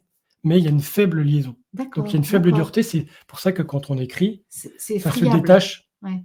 Ça se détache. En Et fait, ça quand peut vous se gommer écrivez, facilement. ça peut se gober. Gommer. Gommer, oui. Gommer. Gommer. Oui, parce que c'est effectivement ouais, souple, on va dire. Oui. Et D'accord. donc, quand vous écrivez, vous déposez des feuilles de graphène sur votre feuille de papier. Oh là là! Mais Dangereux criminel. a priori, c'est pas très dangereux. Ah bon, d'accord. C'est bon. On va y aller. Ça fait quelques années. Le graphite. Et donc, le graphène. Donc, graphène, On y arrive. alors, on peut juste situer, là, c'est vraiment un produit qui a été dans la ligne de mire de... Je vais en parler juste après. Ah mais bon, oui. d'accord, je te laisse faire. C'est un produit qui a eu beaucoup de publicité ces 2 dernières années. Alors d'abord, les propriétés du graphène. Graphène, c'est une forme allotropique. C'est un réseau bidimensionnel cristallin. C'est une couche monoatomique. On n'a qu'une couche qui est plane. D'accord. C'est des feuilles. Hein. C'est des feuillets de graphène. Voilà. Une structure électronique délocalisée, électron délocalisé, comme le benzène. D'accord. On a vu le benzène. Ouais. Et on voit que, là, c'est une vision d'artiste, hein, en haut à droite. On voit bien que c'est tout un ensemble de benzène. On dirait la brèche de la ruche, hein, en fait. Oui, c'est toujours de l'hexagone, la nid d'abeille, oui. Ouais, c'est ça. Et en dessous à droite, on a une image prise au microscope à force atomique. Du graphène. Du graphène, pour le coup. On a fait il paraît tellement mignon comme ça. Alors, le graphène a été isolé en 2004, ce qui a valu un prix Nobel en 2010. Donc, ça rejoint le fait que le carbone est vraiment un corps très étudié. C'est vraiment essentiel, on a du carbone à peu près partout. Des propriétés assez exceptionnelles. Il est transparent à la lumière. Il est très flexible. Oui. On peut faire des nanotubes de carbone. Ce sont des nanotubes. Oui. Si vous vous rappelez la première page, on a toujours la même structure hexagonale. C'est très léger, c'est très résistant, c'est plus résistant que le diamant. Oui. Ah oui, plus. Oui, pas de beaucoup, mais plus résistant. D'accord. Et on a des très bonnes conductivités thermiques et électriques.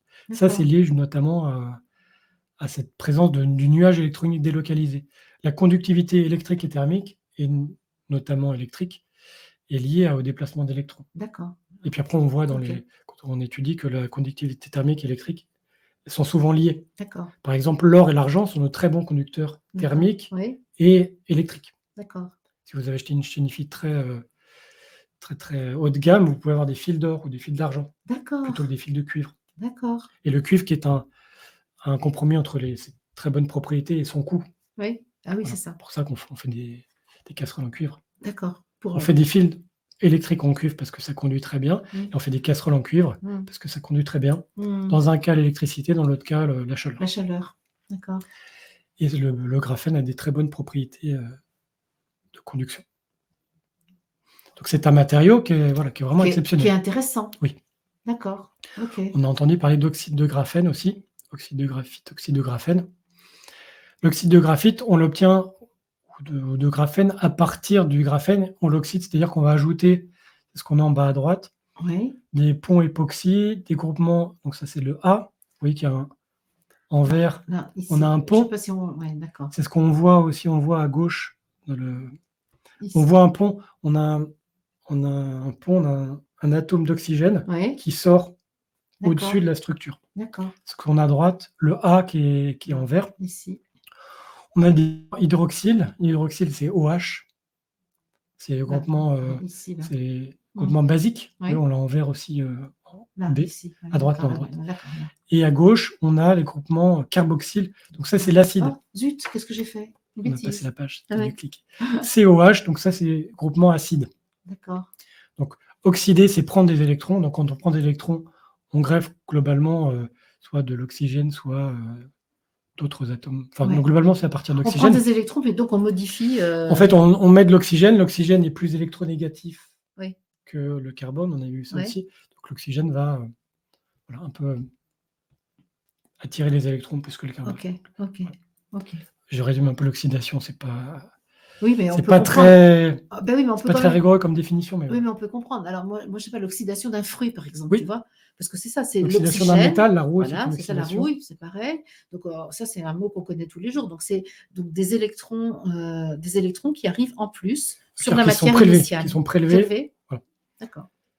Et donc la rouille, le fer, qui a au départ ses électrons, se transforme en oxyde de fer, et le fer a moins d'électrons. Le Ah fer, d'accord. il en perd un peu dans D'accord. Dans l'opération, l'affaire. notamment avec de l'oxygène de l'air, Mmh. dans les oxydes de fer. Mmh. Oxyde, ça vient d'oxygène aussi. C'est ça. Donc il y a beaucoup C'est de... ça. L'oxygène intervient beaucoup dans l'oxydation. Ok. Et cet oxyde de graphite va se disperser dans l'eau, dans les liquides basiques, sous forme d'oxyde de graphène, donc des couches monomoléculaires de graphène oxydées avec tous ces groupements. Là, on a une vision un peu d'artiste, c'est pas très flagrant, mais voilà, on voit les ponts, on voit... Bah si, quand même, on voit un peu, hein. Oui, Ça, oui. c'est l'oxyde de graphène. D'accord. Dans de l'eau liquide. Les applications du graphène, c'est un des matériaux les plus étudiés depuis 2010, donc depuis une dizaine d'années. Ah bon? Il y a toute une industrie À du cause de ses graphène. propriétés Ah oui, magnifiques. oui. D'accord. En électricité, donc, les semi-conducteurs, tous les matériaux électroniques, les transistors, tous les Meilleur que le ordinateurs, silicium. voilà, D'accord. sont à base de silicium, qui est en fait juste en dessous du carbone, donc il a la même structure électronique. Il a 4, D'accord. Ouais. c'est la ligne d'en dessous, carbone, silicium. Toujours dans le tableau des éléments de Mendeleïev, qui Voilà. est notre référence pour comprendre la proximité des éléments entre eux. Et leurs propriétés chimiques. Donc le carbone a des meilleures propriétés semi-conductrices. Les batteries, je vois une petite coquille à la fin. Si on met du graphène dans les batteries, on leur donne une plus grande durée de vie et on permet de charger plus rapidement. Dans les panneaux solaires, on peut mettre du graphène. Ah ben oui, d'accord. Filtrage de l'eau permet de purifier les solutions radioactives dans la filière nucléaire. Vraiment? Oui. Et que devient la radioactivité? Alors on filtre l'eau. C'est plus oui. dilué, c'est-à-dire qu'on a réussi à concentrer le produit qui pose problème. D'accord. On l'a isolé de l'eau. La radioactivité est liée à l'activité du noyau. Donc le graphène ne va pas aller agir sur les noyaux. D'accord. Et chimiquement, il permet d'extraire les noyaux. D'accord. Après, on se retrouve avec le substrat qui reste. C'est plus concentré. Ok. L'isolation thermique dans les vêtements, dans les raquettes de tennis, dans les casques. Par exemple, les vêtements en polaire et... On peut, alors, je n'ai pas exactement les détails, parce que la liste serait vraiment très longue, mais ça peut faire de l'isolation thermique. De les raquettes de tennis. On avait des raquettes de tennis au graphite. Maintenant, on a des raquettes de tennis au graphène. D'accord. Oui, il y a des décennies, on avait marqué graphite sur les cadres. Ah ouais. Il y a eu les cadres en bois, et puis après, il y a eu les cadres en graphite. D'accord. À base de carbone, dans des casques pour leur conférer une plus grande résistance. On peut dire des vélos, probablement aussi. Sans doute, oui. Ouais. Parce que des vélos en tout ce qui est, parce qu'on dit vélo avec le cadre en carbone et tout ça, c'est ça. Hein. Oui. Ah ben ça y est, je fais du lien là. Mais les cadres de vélo ne sont pas forcément en graphène. Oui. On ajoute un peu de graphène pour la résistance. C'est plus léger. Oui. C'est un domaine en plein essor. Donc on n'est pas encore. On peut voir quand même tout ça. Hein. C'est vraiment étonnant, hein, toutes ces recherches. Là. Oui. D'accord. Graphène et santé, on arrive à un point plus. Un petit point. Plus polémique. C'est ça, polémique, exactement. Alors, le graphène est utilisé en santé. Ça, c'est une vérité. On le fonctionnalise, c'est-à-dire qu'on ajoute des fonctions chimiques dessus, et on peut l'utiliser pour apporter sélectivement la chimiothérapie au cœur des cellules cancéreuses. C'est-à-dire que ça sert de vecteur, de transport. Ça permet de cibler la cellule cancéreuse. D'accord. Alors, je n'ai pas du tout les détails, mais voilà. Et ça permet d'apporter des gènes au cœur des cellules. Donc, on parlait de thérapie génique. Alors, justement, c'est bien ça le problème. Alors, c'est une possibilité qu'offre le graphène, après ce qui en est fait. C'est ça. Un outil. C'est ça. C'est intéressant de voir que ça peut vraiment soigner. Mais peut-être, ça peut aller visiter des choses qu'on n'a pas envie de visiter. Oui. On en parlera juste après. Ah bon, d'accord. Je ne vais pas aller trop vite. Ça peut être utilisé en mesure aussi pour faire des mesures de taux de glucose sanguin non invasives. Les personnes diabétiques, ça évite de se piquer. Ah ben oui, c'est ça, oui, j'ai vu, il y a un petit implant, et hop, avec un appareil. Oui, mais ça va être des implants de prochaine génération. Oui, d'accord. Mesure de l'activité électrique du cerveau, notamment dans le cas d'épilepsie. D'accord. Filtrage, comment filtrer les produits pollués nucléairement. De la filière nucléaire, on peut filtrer le sang. D'accord. Ah Alors, ouais. j'ai pas du tout les détails de comment ça peut se faire, mais Ouais, d'accord, OK. Mais effectivement, il y a l'autodialyse qui se fait à la maison, sûrement avec, des appareils moins volumineux que ce qui se fait en centre de dialyse et qui peut-être utilisent effectivement, ces ouais. produits. Après, je Ouais. pourrais pas vous dire à quel stade de développement on est, si c'est vraiment de la R&D pure ou si on est en stade OK. d'application, ou si vraiment déjà il y a des appareils Bon. qui l'utilisent. Et à droite, Mais petite oui! dédicace. Croix serpentine, qui a inspiré le caducée, Oui! pris sur le mont Nebo en Jordanie. Si D'accord. tu veux en dire un mot. Ah ben oui, parce que tu es allé. Ouais. Tu es allé là-bas en Jordanie il y a quelques Il y a jours. quelques semaines, ouais. Ouais. Et Et raconte-nous. le Nebo, alors mont Nebo, c'est le mont, c'est là où Moïse aurait fini sa vie, c'est le mont où il a pu contempler la terre dite promise, à laquelle il n'a pas pu accéder. Eh oui, il est Voilà, mort donc il aurait avant. fini sa vie ici. Ouais. Et voilà, il y a une représentation d'artiste du double serpent, la croix serpentine, Ça, c'est qui a magnifique. inspiré le caducée, qui est Ouais. le symbole aujourd'hui de Et ça, la santé. c'est une œuvre moderne, j'imagine, hein, Oui, c'est vrai. Oui. mais qui est quand même intéressante à trouver en cet endroit, qui est quand Ouais. même un des lieux de la conscience. De pèlerinage, en tout cas, un lieu Ouais. historique Ouais. Ouais. du parcours de Moïse. Oui. Oui. Bon, pour quand même. Présumé de Moïse, en tout cas. Ouais, c'est ça. Je rappelle quand même que lors d'une guidance où j'étais investie par l'énergie de Moïse, l'information de Moïse, tu étais toi-même en train de monter le mont Et Sinaï. Tsipora. Avec Magali. exactement, Moïse et Tsipora, et tu étais avec ta compagne en train de Juste un petit peu avant. juste un monter peu avant, tu étais en train de monter la face la nord face nord par les pierres. avec beaucoup de difficultés. Ouais. Ouais. Euh, Mais c'était vraiment sans qu'on le sache, ni l'un ni l'autre. Nous étions C'est bon. reliés là par cette expérience. ouais, exactement, cette initiation, je vais dire. Oui, physiquement, c'était assez. Et c'était juste avant d'aller en Jordanie, c'est pour ça que j'en Voilà. parle. Ok, super. Petite dédicace aussi, la croix serpentine.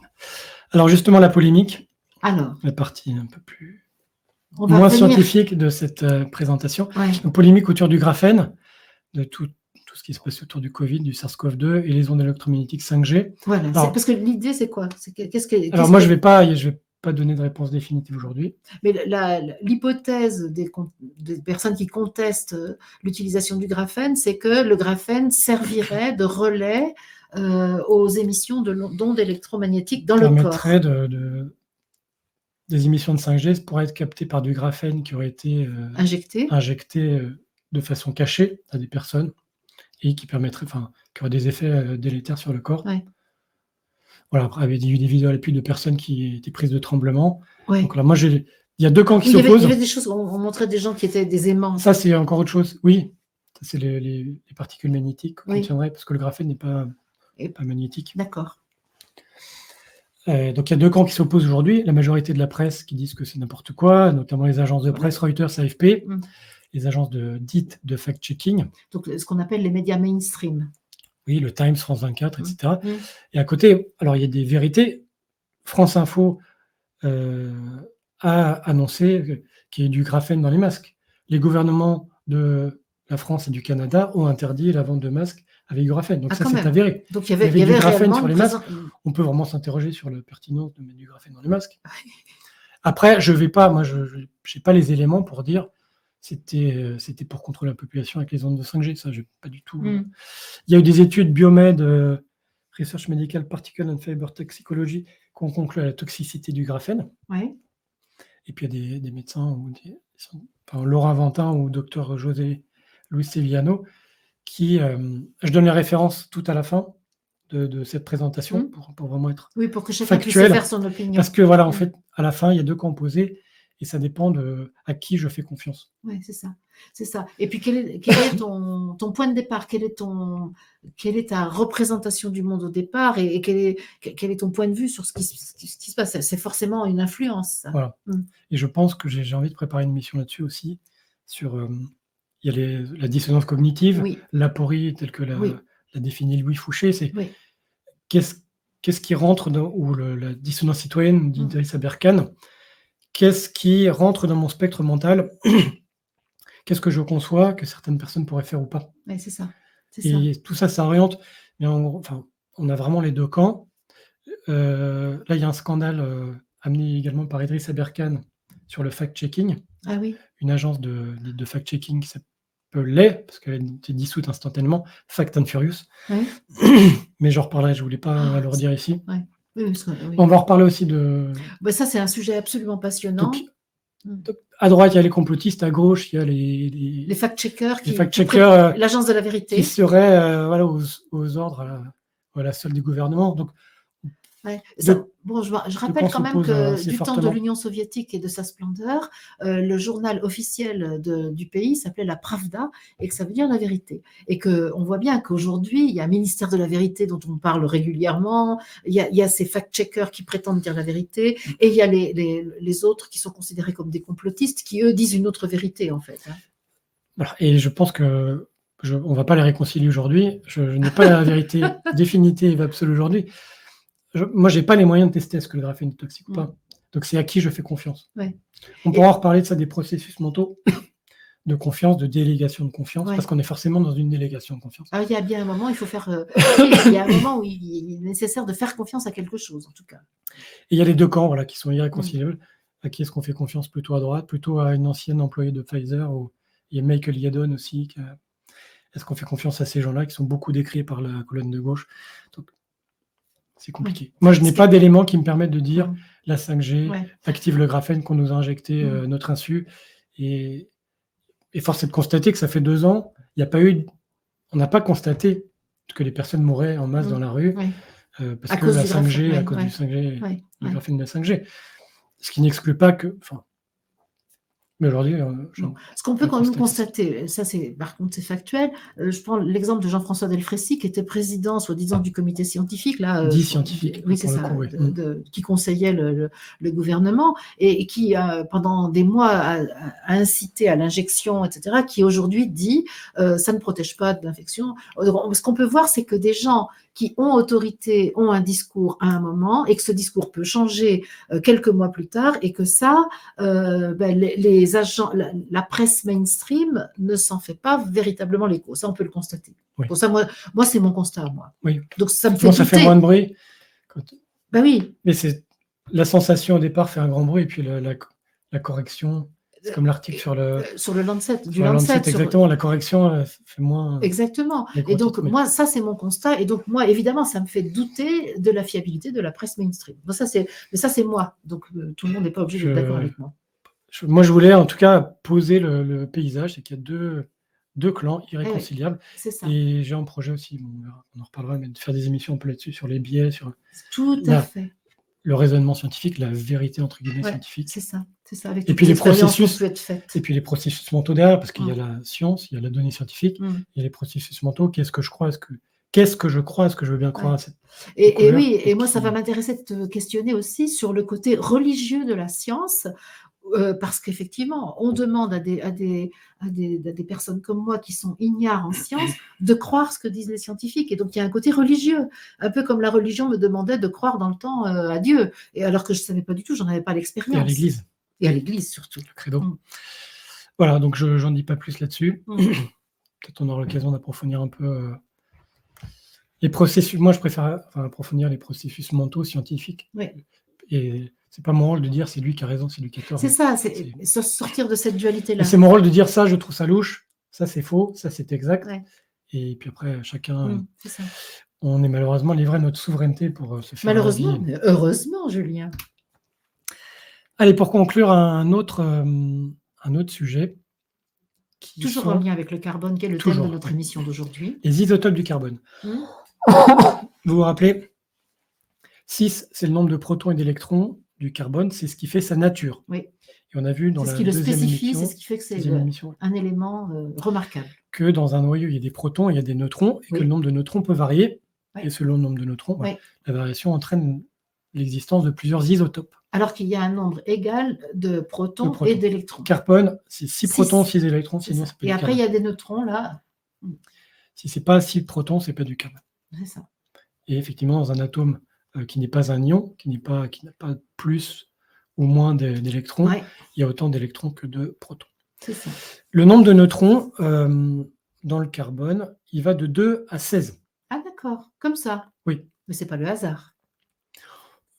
Alors les propriétés de stabilité de la matière nucléaire font que on peut mettre ni plus ni moins, enfin non, que c'est pas viable. D'accord. Déjà, 22, le carbone 22, Ah oui, c'est ça, c'est ça ne dure pas longtemps du tout. ah, c'est le fameux moi, le seul que je connais, c'est le carbone 14. Voilà, Ah, c'est ça c'est dont ça. tu Alors, celui que tu parles. connais, c'est le carbone 12 notamment. C'est le carbone, toute la matière qu'on regarde est carbone 12. D'accord. Donc, le plus répandu, 99%.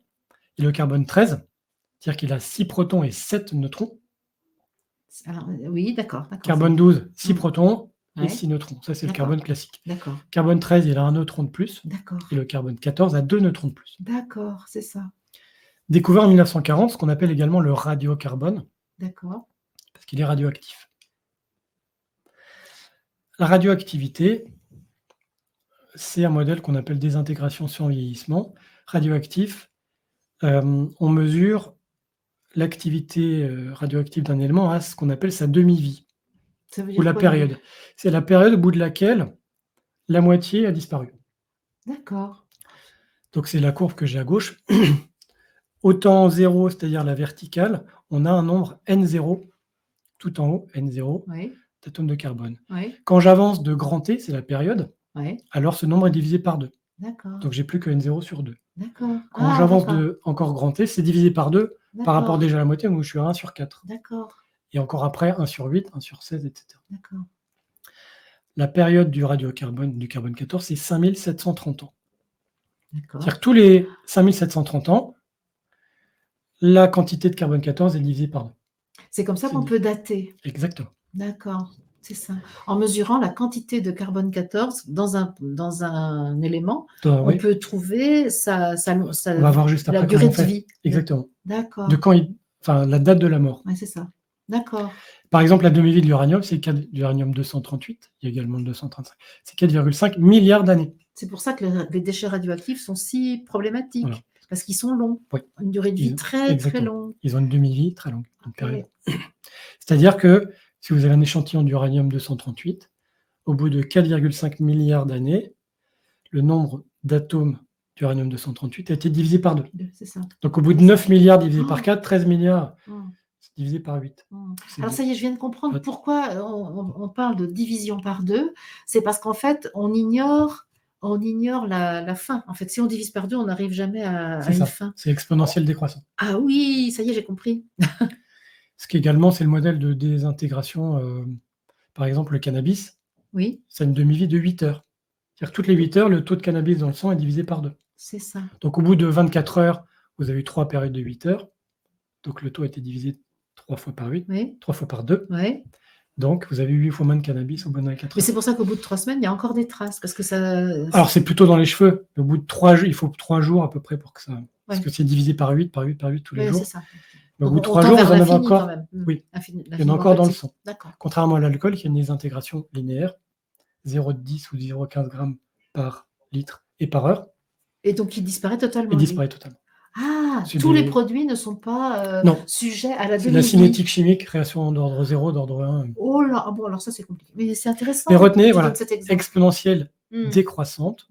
C'est comme les médicaments que vous avez dans le sang. Prenez un médicament, en général, la décroissance, il reste un petit peu. Oui, c'est ça. C'est ça. Ok. En médecine dite nucléaire, par exemple, quand on fait des scanners à partir d'éléments radioactifs, on injecte des éléments radioactifs par exemple pour la thyroïde. Donc c'est des éléments qui ont des demi-vies de quelques dizaines de minutes. D'accord. Donc ça veut dire que ça va disparaître très rapidement. En 20 minutes, c'est divisé par 2, en 1 heure, c'est divisé par 8, okay. Et en 3 heures, c'est divisé, il n'en reste quasiment plus. D'accord. On a des demi-vies très courtes. D'accord. Et puis des éléments qui ne sont pas dommageables pour le corps non plus. Donc on a des demi-vies qui vont de des fractions de secondes, quelques minutes, à des milliards d'années. Ok, d'accord. Alors justement, ça nous amène à la datation au carbone 14. D'accord. Comment ça fonctionne? Le carbone 14 est produit dans l'autre couche de l'atmosphère par l'arrivée de rayons cosmiques. Un rayon cosmique vient frapper un atome de carbone et vient le transformer de carbone 12 en carbone 14. Je pense qu'un jour, tu nous expliqueras mieux ce qu'est un rayon cosmique, parce que je ne vais pas charger aujourd'hui, parce que ça fait déjà 1h20 qu'on est en...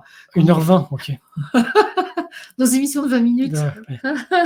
Rayons cosmiques, ce sont 6 fois 20 minutes. Oui, c'est des particules qui... Non, pas 6 fois. 4 fois. 80 minutes. Ça peut être des particules très énergétiques qui arrivent de l'espace. Va transformer le carbone 12 en carbone 14.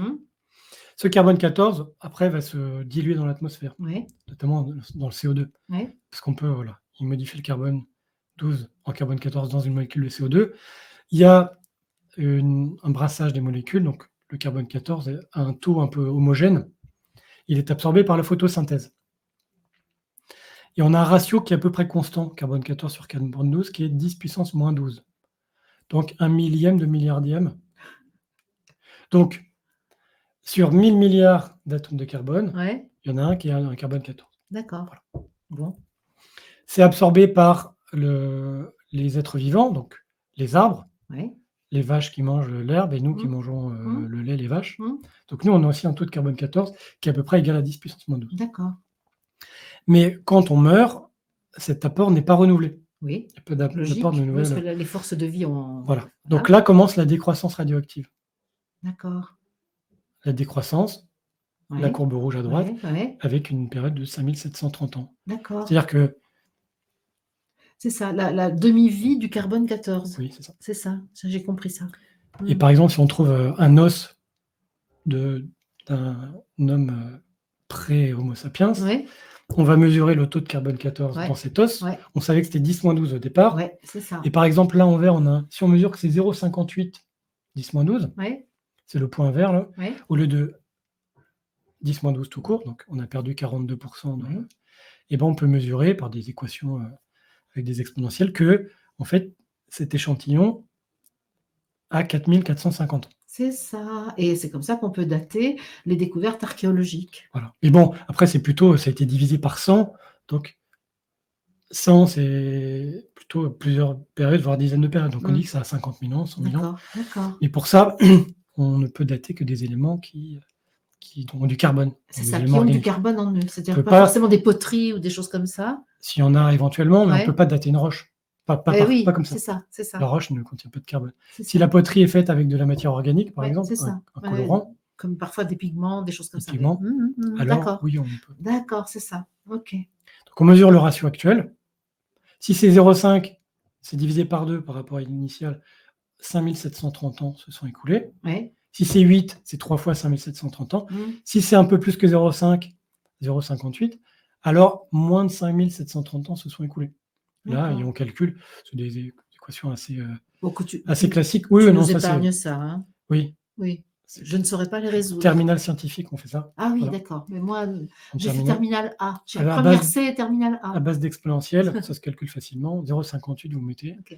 et l'âge, 4450. Ok. Donc toute la difficulté consiste à mesurer ce ratio actuel de 0,58 10-12 Et oui. avec des incertitudes. Donc Ok. il donne des incertitudes sur l'âge de l'échantillon. Sur l'âge à laquelle l'échantillon a arrêté de renouveler son carbone. D'accord. Donc en général, c'est la mort soit de l'animal, de l'individu, du végétal, C'est ça. soit la création de la poterie ou de l'objet. C'est ça. C'est ça. Voilà, après on a les références, peut-être pas très utile. Bah, tu vas les mettre. Non, je montre juste les références. Non, c'est pas la peine de. De toute façon, je mettrai Vous irez voir dans le document. Voilà, dans le le document. document, je vais le mettre en ligne sur mon site internet, comme les autres fois. Et donc, vous pourrez accéder à tout ça et aller voir les références qui vous plaisent.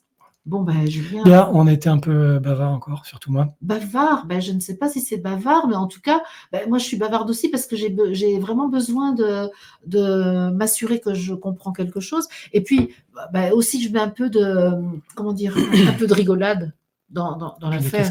Des questions naïves. Qui permettent Oui. d'approfondir. Ouais, super. Moi, j'adore. Ben, en tout cas, tu vois, ça a duré 1h23 là, et ben, j'ai pas vu le temps passer, moi. Non, non plus. Bon, ben, c'est super. J'espère que ça sera pareil pour vous. Ok. La prochaine émission, c'est sur quoi?